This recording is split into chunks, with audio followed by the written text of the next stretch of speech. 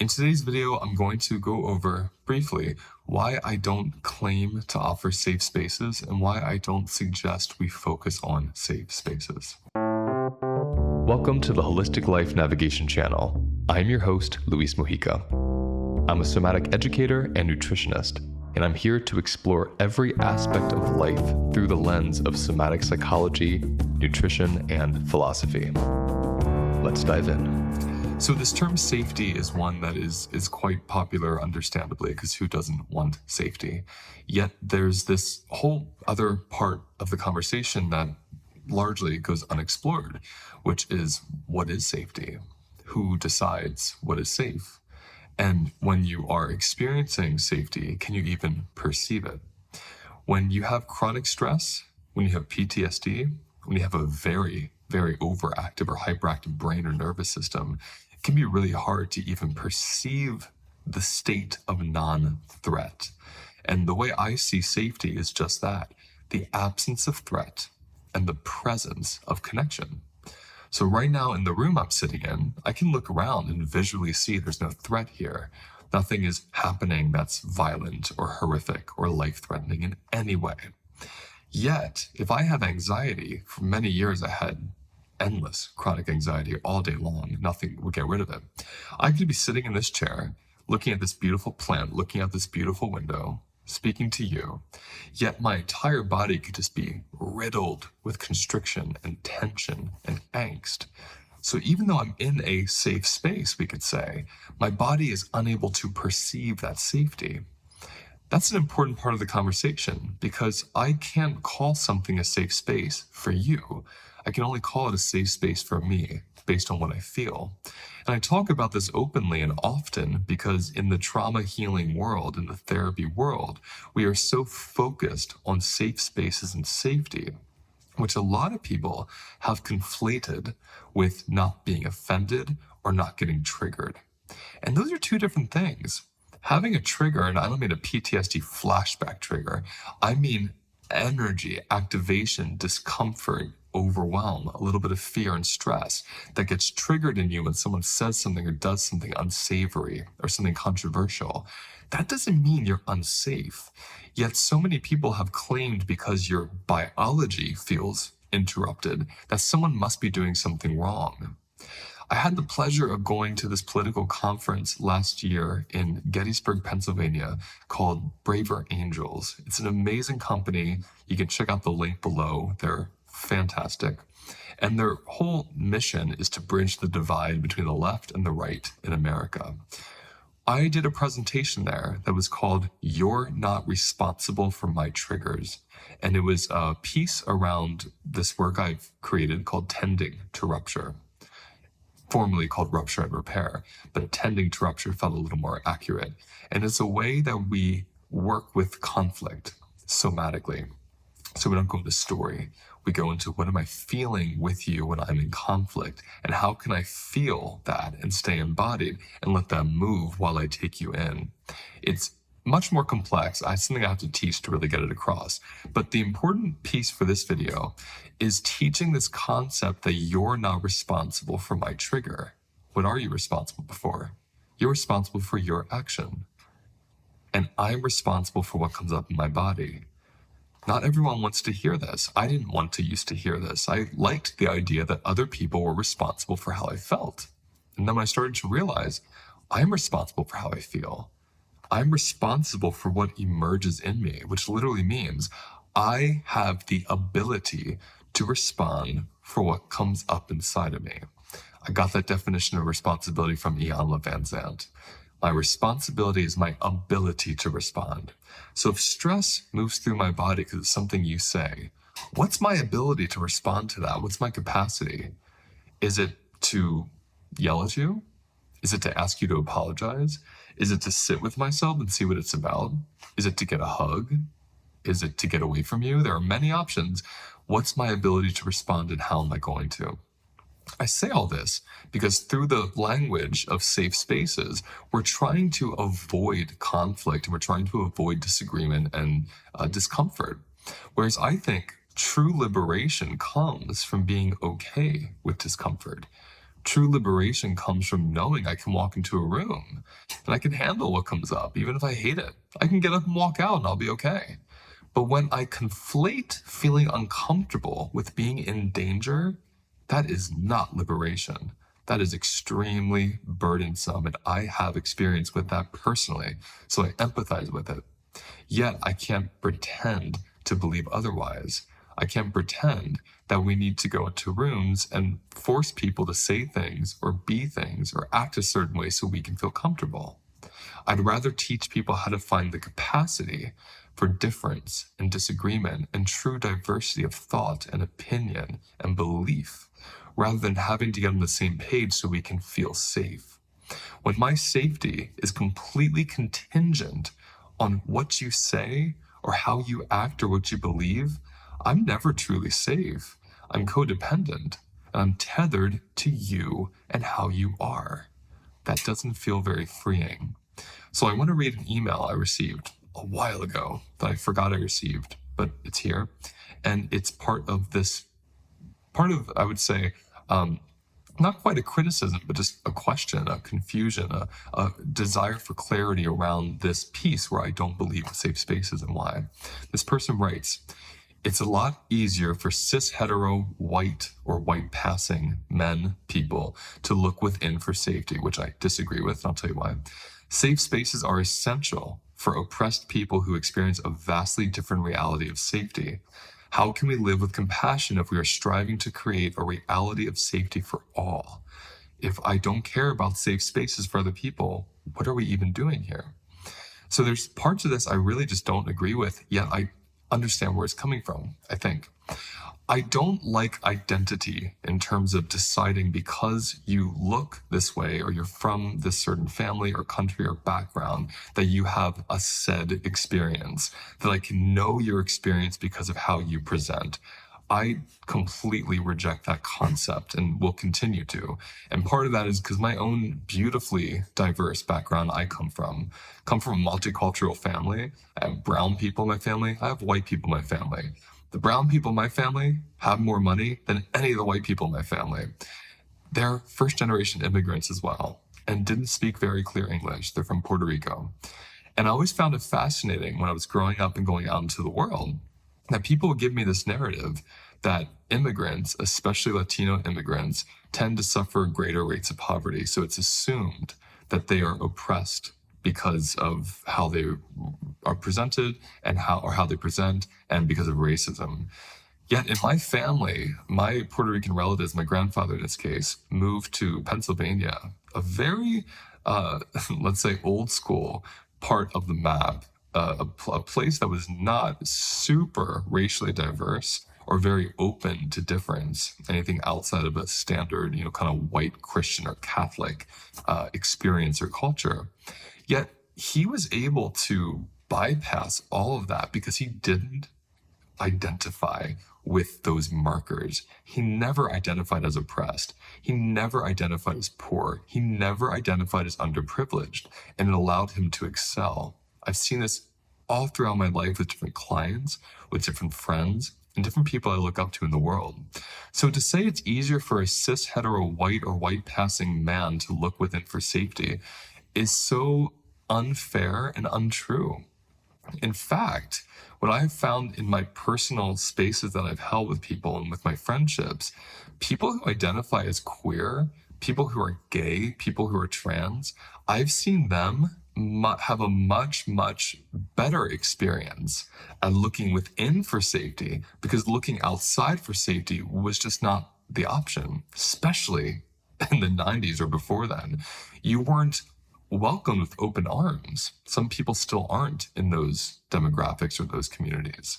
So a lot of them were my teachers growing up. My first mentor, I was 16, he was a 54-year-old gay man, retired drag queen and actor, who taught me a big part of this looking within for safety. Because when you are truly marginalized and you truly live on the fringe of society, Society isn't a place you can look to for safety, so you learn to cultivate it within. That's the beauty of subculture. That's how queer culture used to be. It was a fringe subculture, and we all hung out there together and we had a blast, even though the rest of the world hated us or didn't agree with us. So I reject that concept that someone who's white or cis or hetero has an easier time looking within. They are the ones that have the hardest time looking within that I see in my practice. The cis, white, hetero men are the ones that commit the highest rates of suicide successfully, that are least likely to report when they've been assaulted or raped, that are least likely to go into a support group or therapy. So I don't really see how that could be true. So I wanted to just kind of put that statement out first.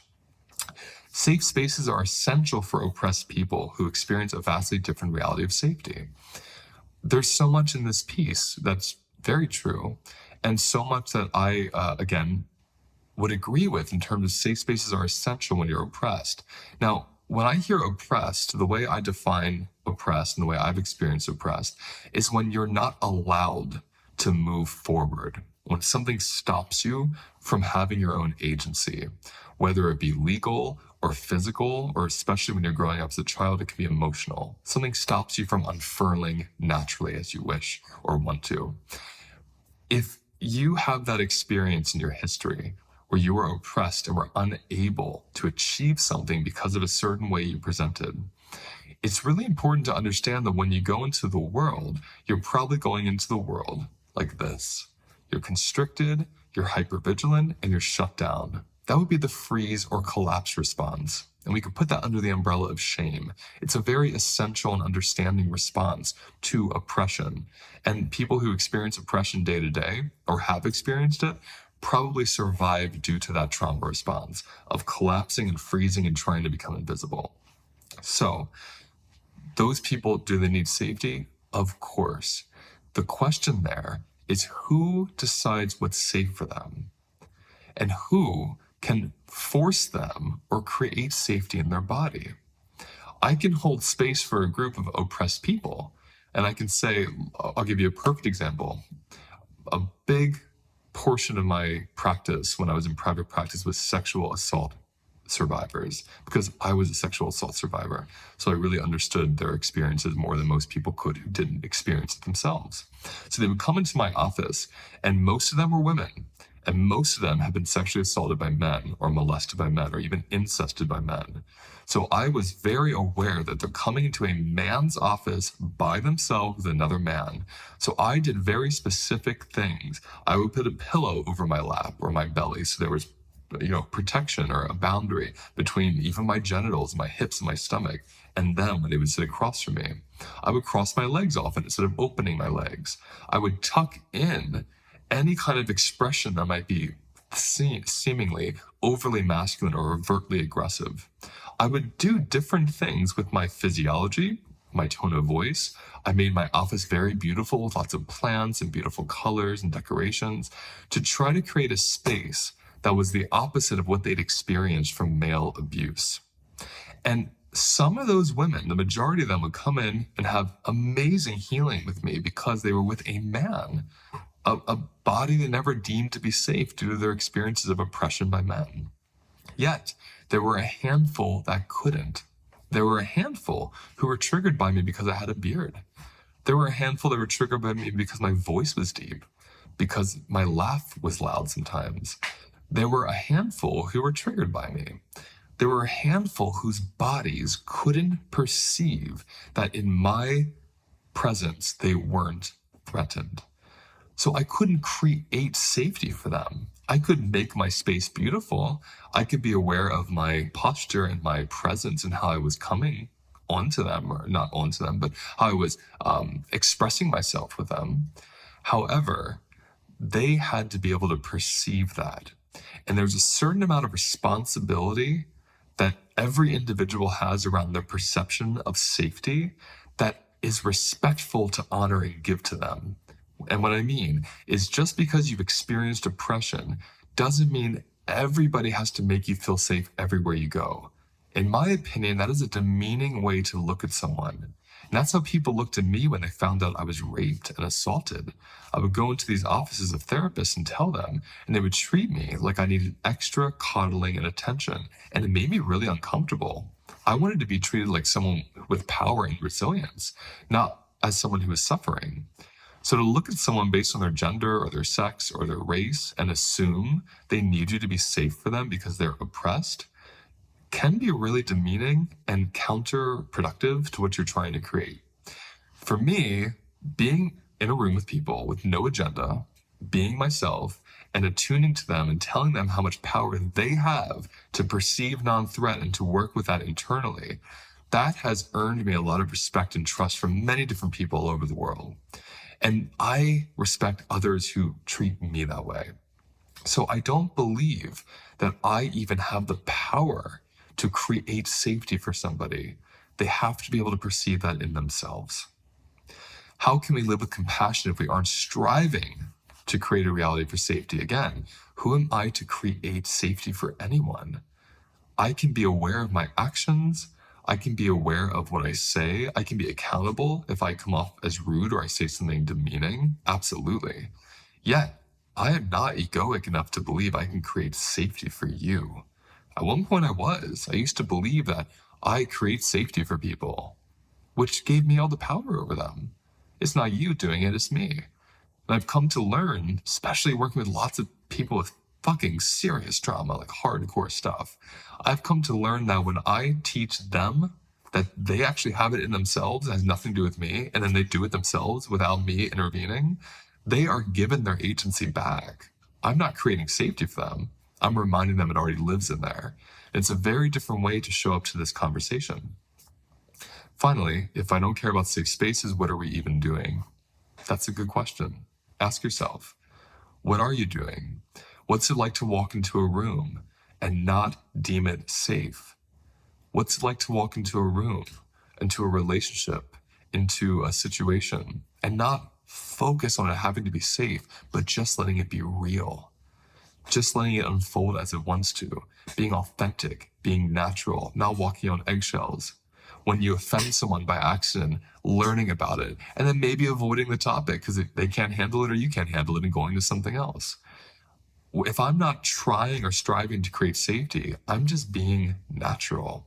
And I'd rather show up to people authentically than with a contrived response to make them feel safe around me. You can decide if you feel safe around me or not. I can decide if I feel safe around you. And again, this word safety, as we tend to use it, is used in a very privileged way, meaning I don't get uncomfortable around you, meaning you don't say something to offend me. That has nothing to do with being in danger. It has everything to do with being overwhelmed, embarrassed, feeling shame. And that's not easy or fun to deal with, but it's not going to kill you. But safety for me comes down to this.